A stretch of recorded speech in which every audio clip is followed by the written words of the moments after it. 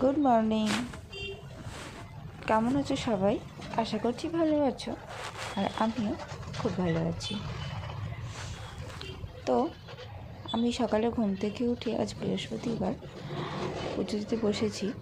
আজ বাড়িতে ছুটি নিয়েছি, তো সেই কারণে সকালে উঠে আগে ভাবলাম যে বাড়ির কাজ সেরে আগে পুজোটা দিয়ে নিই, তারপর রান্না বসাবো। নাহলে রান্নার দিকে গেলে না প্রায় ওই আমার 2-2:30 বেজে যায় পুজো দিতে দিতে। কিন্তু আজ বৃহস্পতিবার, সেটা করলে চলবে না, আগে আমাকে পুজো দিতে হবে, নাহলে আমি না খেতে পারবো না কিছু। তো সে কারণে প্রতিদিনের অভ্যাসের মতো পুজোটা আমি দিয়ে নিচ্ছি।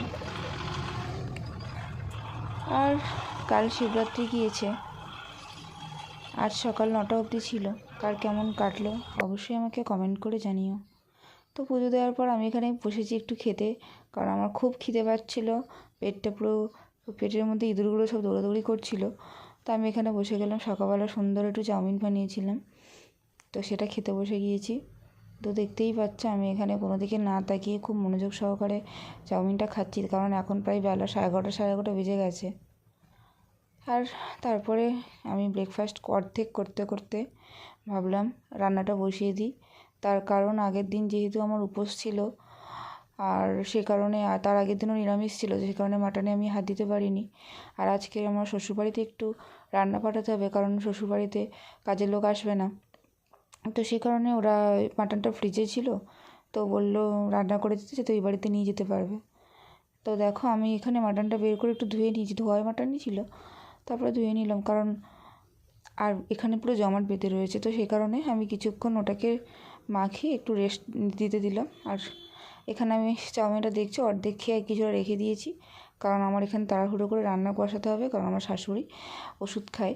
তো সেক্ষেত্রে ওনাকে ওই 12:30 1টার মধ্যে লাঞ্চটা কমপ্লিট করতে হয়। তো সে কারণে আমি তাড়াতাড়ি চলে আসলাম রান্নার দিকে। আর এখানে আমি তেল গরম করে আলু ভাজতে দিয়ে দিলাম মাটনটা রান্না করব বলে। আর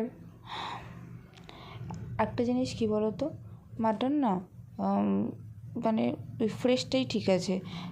ওই আমার মনে হয় ফ্রোজেন চিকেনটা তাও ওকে, বাট মাটনটা ফ্রোজেনটা ঠিক ভালো লাগে না খেতে। তো এটা আমার পার্সোনাল ওপিনিয়ন। তো তোমরা একটু বলো তো আমার মতো কার কার এরকম মনে হয়। তো আমি সুন্দর করে আলুটাকে ভেজে নিলাম একটু গোল্ডেন ব্রাউন করে। এরপর ওর মধ্যে দিয়ে দিলাম 1 চামচ চিনি। চিনিটাকে একটু ওই আর কি ক্যারামেল হতে দেবো, লাল লাল হতে হবে, কারণ আমি কাঁচা লঙ্কার পুরো তরকারিটা করবো আমি। আর এখন